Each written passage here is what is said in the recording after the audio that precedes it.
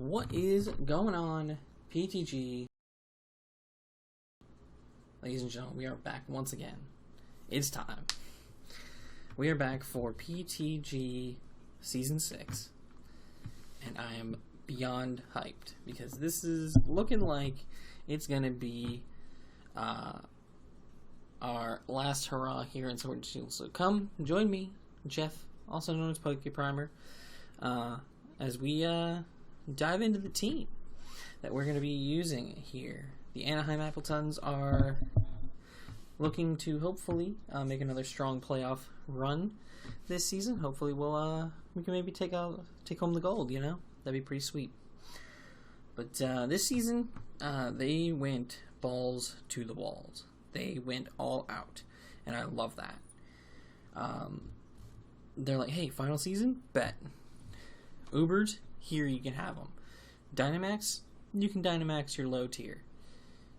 How about that? Let's rock. Let's do it. I was like, alright, bet. That sounds like way too much fun to pass up. So, I'm going to be going over my picks as I picked them in order, so you can kind of get an idea of why I picked what I picked, when I picked it, etc., etc. So, without further ado, let's just go right ahead. So, obviously, now some people waited, but obviously I was picking my Uber first. I wanted to get something good off the board right off the bat. So, for me, I was looking through them and was like, realistically, like, you're not going to get a bad Mon out of the Ubers tier. You're not going to get a bad Mon. It's just not going to happen. It is what it is. Like, you're not going to get a bad Mon. You can't, because they're Ubers for a reason. You know, like, I mean, you can kind of argue things like Libero Cinderace is a little bit on the weaker side when it comes to Ubers, or like Genesect is a little bit weaker in terms of Ubers and stuff like that. You can argue some of those are a little bit like,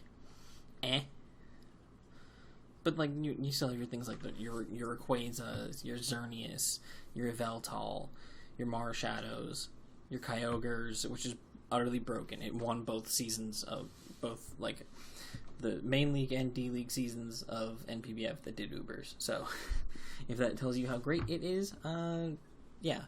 I don't think I've actually watched an Ubers league where it didn't end up in like the finals or close to it, and then like most after that banned it for a good reason. But something, however, when I was going through the list, caught my eye, and that was Giratina, because they did a stipulation with Giratina where you actually have access to both forms, and I just couldn't pass that up. So we have Snuggles, the Giratina, because, listen, it's been a meme for years, and I get that. It's a good meme. It's a really fun meme, and I appreciate it. Because naming Pokemon Satan something adorable like Snuggles, like, that's just funny. I'm sorry.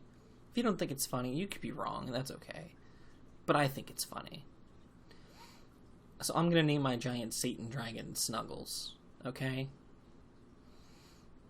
So yeah. So we have the Great Wall variant, the base Giratina, obviously HP stat through the roof like most Ubers. Base 100 in both offenses, base 120 in both defenses. This thing is meant to never die. That's why with pressure and stuff, like, a lot of times you just end up PP stalling people with Giratina, and that's fine. I'm perfectly okay with PP stalling people in draft. I will do it all day, every day. I won't even hesitate. I will not hesitate. I will literally sit in front of you and PP stall you till you're gone. Like, I think the only downside to Giratina that I realized, like, later on, is I forgot that it doesn't have any, like, reliable recovery aside from rest, which is fine. It's just annoying, but it's not something I can't deal with. But Giratina is incredibly hype. Ghost Dragon, Ghost types are stupid strong this generation. This is just going to be fat Dragapult, and it's going to be great. I love it. But, of course, can't talk about Chunky Boy without talking about Long Boy. Giratina Origin. Cuddles the Giratina Origin. Yes, they're going to have different names because I think it's cute. Obviously, I understand why they allowed it, because you have to have the Grisius Orb in order for Giratina Origin to exist, which is fine, because it still gives them a boost.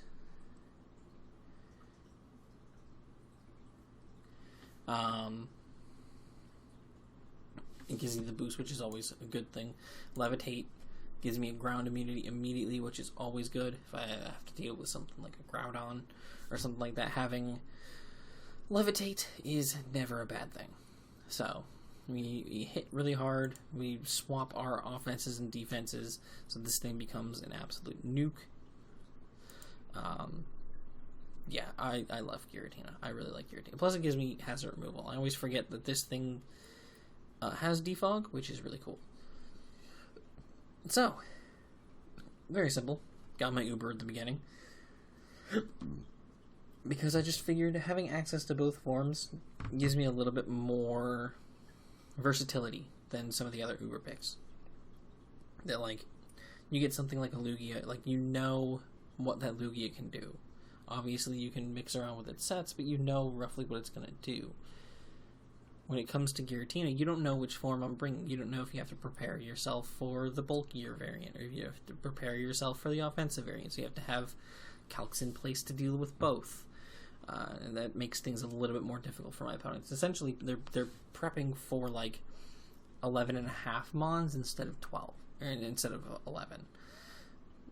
Which is really, really cool. So, hopefully that pans out well for me. But next, I was like, I know, like, I'm gonna get good stuff no matter what, because of how I draft. Like, y'all know by now, I draft as we go. I don't really typically plan too far ahead.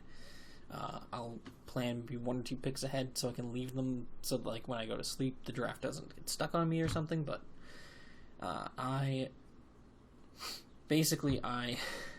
never plan my drafts ahead of time. So, I dropped down to C tier immediately because I was like, I want to grab my C tier D-Max captain now. Period. Now. Because this is going to be something that, like, I don't think it's going to come to every game. But the games it does come to, like, it's going to put in work. It has to put in work. So, I jumped it down and I was like, there was a couple obviously that, like, really stood out, but one that, you know, like, looking through the C tier, like, looking at stuff like Archeops could be kind of cool.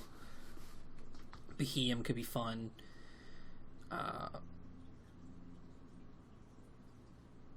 Octillery with all its coverage could be really interesting. Pangoro, Berserker, Pinsir. Even things like Frostlass or that's another good one. Klinklang could be strong in situations, but for me, I saw a nuke. I wanted a nuke, and I got that with Nemean the Luxray. Nemean, obviously named after the Nemean lion from Greek mythology. Not only does it get Intimidate, which makes things a little bit easier for it, I can come in on some, you know, if I need it to be a little bit bulkier some weeks, I can come in with the Intimidate, weaken it down, and, like, I still have good coverage, so, like, I don't need the power boosts to be able to get some work done while Dynamaxed, obviously, but, and I'll be able to take hits a little bit better, and I can potentially also get a free Dynamax turn off where I don't have to worry about what my opponent's going to do. They might have to switch, or something. But then we also have Guts. So I can run, like, a Flame Orb with Guts or something on this Luxray, get my Flame Orb popped at some point in the game, and then I have essentially a Choice Band attached to my Dynamax Mon with base 120 attack. And that's all you need to know. Like, I have the max Darks, I have max Flares, I have max Strikes, obviously the max Lightnings, I got max Hailstorm, I got max Steel Spike, max Starfall, max Mindstorm, Max Knuckle. Like, I have all the coverage I could possibly need to make this mon work. And yes, if you think I won't dip down to use, what the hell's the bug one's name? Max Flutterby? Yeah, Max Flutterby. That's what it's called. Apologize for my swear. I'm trying my best not to. Yeah, Max Flutterby. I will use it. I will do it. Test me. I will. Promise. But I felt like this was one of, like, the top 5 best options within the entirety of the C tier to utilize as a D-Max mon. So I rolled with it. We're going to see how it works out. So, yeah. Next up, we're going to go ahead and grab Steampunk, the Volcanion. I originally wanted Victini, but that got sniped. Literally the pick directly after I grabbed Luxray, so it was like, it's whatever. Volcanion, obviously, like, the thing with Volcanion, though, is it has, like, semi-uber-ish stats being a mythical. So, like, the base 110 attack, base 130 special attack, like, this thing has the power output to properly damage the Ubers. And with, like, base 80 HP, 120 defense, 90 SPDF, like, it has the bulk to tank hits from the Ubers as well, which is incredibly important.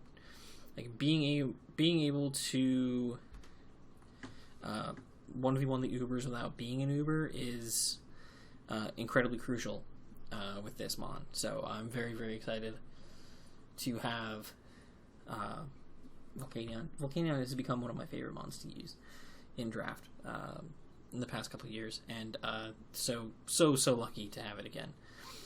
Next up, we have over easy the Togekiss. Everyone knows what Togekiss does. Flinch Machine Beast, named after the gamer tag that my one buddy from college used all the time for Smash tournaments and stuff. Shout out to my boy over easy. He was a Yoshi main too, which just works out even better because eggs. But yeah, this thing flinches people to death. I'm going to be spreading status. I got Wish Passing. I have Reliable Recovery. I have another Defogger. We have 3 Defoggers at this point. Hazards are no longer a problem. I promise you. We will never have an issue with hazards in this league. 100%. It's not possible. If we have a struggle with hazards, it's because I prepped poorly. And I just didn't bring Defog for some reason. So, yeah, pretty hyped about that. This thing is going to excel, I'm sure. Like, I see no world where this thing doesn't, do what it needs to do every time I bring it. With its nice balanced defensive stats and really, really strong special attack that people tend to forget it has. Because it's typically run more bulky, so... Again, if this feels like I'm rushing, it's because I'm rushing. I'm doing this on my lunch break at work, so yeah, we're just zooming. But yeah, that's our Togekiss. Get our fairy type. So we have a fairy and our dragon, and we have a fire and water. So we basically need just one more thing to clear out both of those cores, and we're good to go with that aspect. But next up, I decide I want to grab my steel because I'm looking at the draft and I'm like. At that point, we didn't know the divisions, obviously, so I'm seeing things like Xerneas go, and I'm like, listen, Xerneas existing means I need a really strong, bulky steel type. And that's just not debatable. I need a strong, bulky steel that can just sit there and, like, or can come in and sit there and just deal with Xerneas' BS without too much fear. So I grabbed Cadogan the Escavalier. Cadogan is a portrait that was for the Gryffindor Common Room temporarily in Harry Potter after the Fat Lady was driven out in the 3rd book, if I remember. Yeah, it was Prisoner of Azkaban. She freaked out because of the Sirius Black and whatnot. And then Sir Cadogan took over the slot. So that's pretty cool. But Overcoat, fun ability. Screw your Sandstorm and Hail. Don't want to deal with it. Campy crit, which is always good. Like, can't really go wrong with that. Really, really strong defensive stats with an incredible attack stat. This thing is going to hit like a truck while tanking hits pretty significantly throughout the course of its existence in a match. So, really, really looking forward to making Escavalier work here. I'm sure that it will put in nothing but the finest. So, very, very pleased with getting Escavalier here. It was something it was brought to my attention by my buddy Jamie, and I just couldn't help myself. It just sounded like such a good idea. So, we rocked out with it. Next up, I wanted to take something off the board that I felt could be a wall for my Uber. And for me, that was Kayla the Umbreon, named after my good friend who is no longer with us. Rest in peace. This was her favorite Pokemon, so I always make my Umbreon shiny and name them after her. So, defensive, bulky wall of a Mon, incredible support Mon, wish passing, cleric support. This thing is designed to make sure my team doesn't die, and also never die itself. I felt like this thing, like a good, strong, bulky Dark, is a problem for Giratina. Because it can just sit in front of it all day and, it doesn't care. So, I felt like Umbreon was the best thing to get off the board so no one else can take it and use it against me. So, I'm very, very thankful for that. It was about time that I scooped that thing up, and I always love using Umbreon, so this is going to be quite the treat, to say the very least. I'm very excited to have Umbreon back on one of my teams. Next up, we have one-up the Vileplume. Chlorophyll or Effect Spore doesn't really matter, although Effect Spore tends to be more used and more annoying. Basically grabbed this thing because I needed a budget grass type, kind of.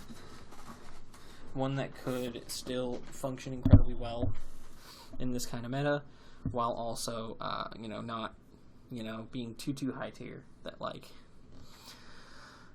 because I feel like a lot of the higher tier grasses, I don't know if it's just me, but I feel like a lot of high tier grasses are very one-dimensional.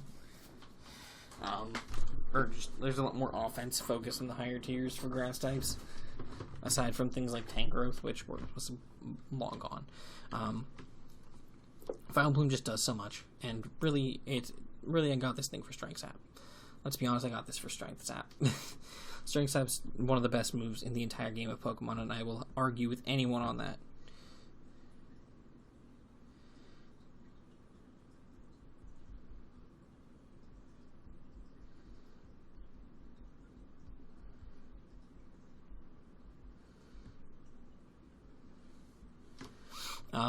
Yeah, this thing just puts in work. Plus, it's a grounded poison type, so something that I'm sure we will see a lot as people trying to get up Toxic Spikes and such.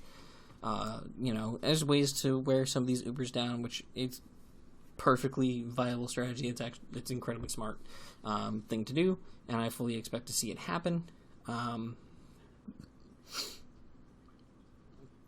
But at least with having something like Vileplume, if I can see Toxic Spikes coming, if I see that as a viable option for my opponent, I can bring Vileplume, and then I don't have to worry about the Toxic Spikes at all. It literally just has to come in the battle, and then the Toxic Spikes are just gone, and then that's great for me. So, next up, we're nearing the end of the draft. We have PTSD, the Meltank. Y'all know why this is named PTSD. Y'all know. Y'all remember those days back when we were 5, 6 years old? Gold Silver comes out. See this adorable little cow. And it proceeds to roll out over your entire team because you picked Cyndaquil and you didn't grab a single fighting type anywhere in the game. Or a rock type because you didn't like them. Yeah. We've been there. So you get it.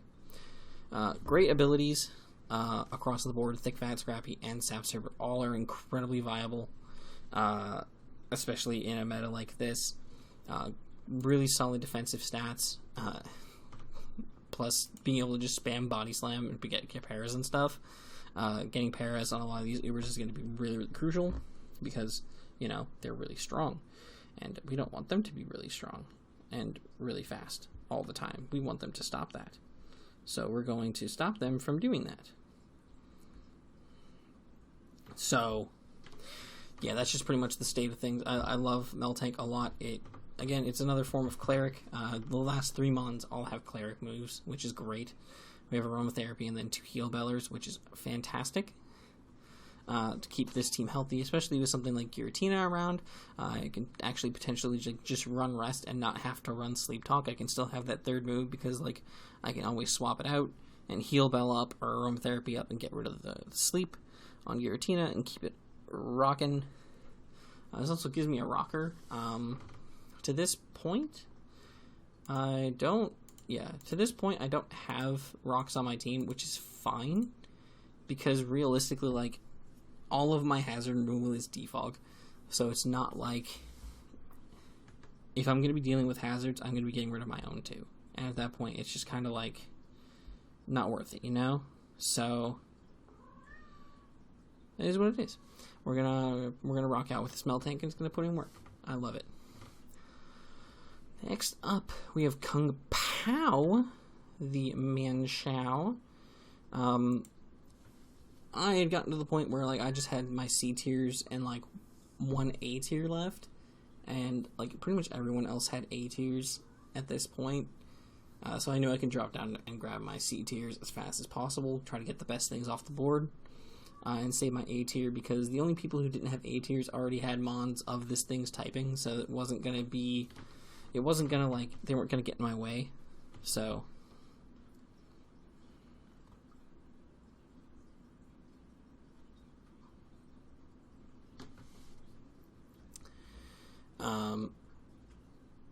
yeah, Inner Focus, great ability, obviously being immune to Intimidate now, great. Regen, always good. Reckless for the power boost, never hurts. Good speed, great offensive abilities. This thing's literally just like fast, strong, hard-hitting fighting type is really, really good in a format like this. It's going to be really, really, really crucial that I keep this thing healthy throughout a lot of games, because it's going to need to come in and nuke stuff on a regular basis. So hopefully it will be able to put in as much work as I think it will. Definitely looking forward to really digging in and getting Mienshao some love. Next up, we have Aim for the Horn, the Rhydon.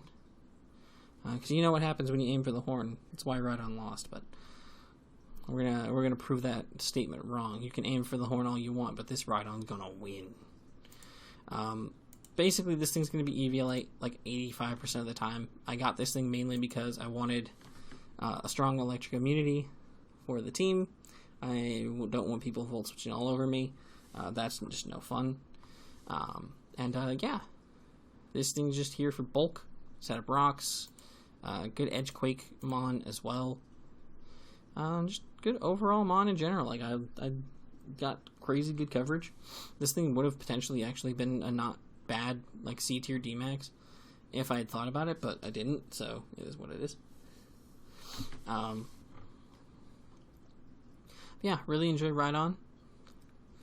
It's just gonna be fun to use, so I'm excited. And last but not least, we have QB, the Espeon, who is my final A tier, my final pick of the draft.